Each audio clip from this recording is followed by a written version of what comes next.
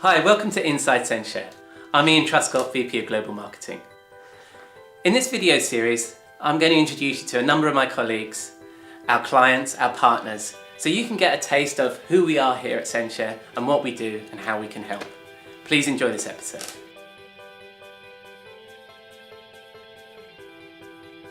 Welcome to Inside Censhare. I'm Ian Truscott, VP of Marketing here. And today again, I'm joined by Dagmar Schneider, who's sharing with us some great stories about our clients and what we're doing with our products. We've talked about publishing, we've talked about multi-channel management of content and publishing. Some of that started to sound, in the last episode, started to sound to me a bit like product information management or PIM.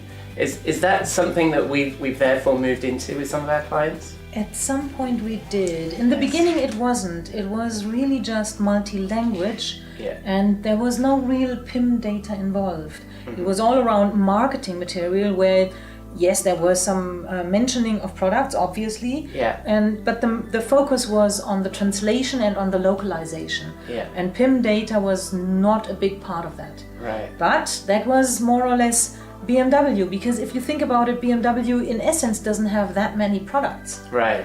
But suddenly we had customers like Rewe, Migros, Coles was very much later, but it's a US company. Yeah. So retailer. Right. And there you have PIM data until it comes out of your ears, so to speak. It's all about PIM. Right. So some people may not have heard of Migros. I certainly hadn't before I'd come here. So who are those guys? Rewe, Migros, Coop, Edeka. These are big retail companies here in Europe. Mm-hmm. Migros is in Switzerland. The other ones I mentioned are German companies. Right. And that's why I mentioned Coles as well. Coles is a very big retail company in the US. Yeah.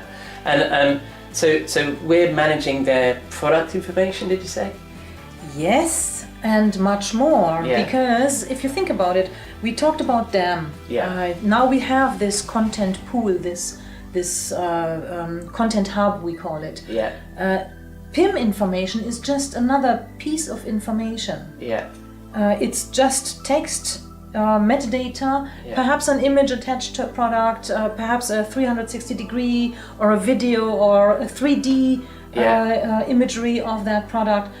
It's data, it's content, and it all comes into that pool in the middle. And now you begin to see that from there, with everything you have, you can now feed into all these different channels very easily. Right, and are we talking about highly dynamic content like pricing and things like that? Oh, yes, so if you think about it like a price could potentially be changed 5 minutes before it goes into print. Really? Yes, it can, because in the end, we get the information from the ERP system, the price is updated, we can, and sometimes we do automatically update the price. It's not without danger, and I'm putting this in quotes here, but you can do it, and then at that moment in time, you have the current price, how it's at this moment in time. Right.